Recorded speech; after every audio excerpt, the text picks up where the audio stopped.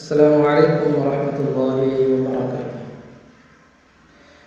हज़रत ज़ैद बिन अर्क़म रज़ियल्लाहु तआला अन्हु ने बयान फरमाया कि सहाबाए किराम रिज़वानुल्लाहि तआला अलैहिम अजमाइन ने रसूलुल्लाह सल्लल्लाहु अलैहि वसल्लम से दरियाफ़्त फरमाया कि कुर्बानी क्या है, यानी कुर्बानी की हैसियत क्या है। आप सल्लल्लाहु अलैहि वसल्लम ने इरशाद फरमाया कि कुर्बानी तुम्हारे बाप यानी हज़रत इब्राहीम अलैहिस्सलातु वस्सलाम की सुन्नत है। सहाबाए किराम ने फिर अर्ज़ किया कि हमें इस कुर्बानी से क्या मिलेगा।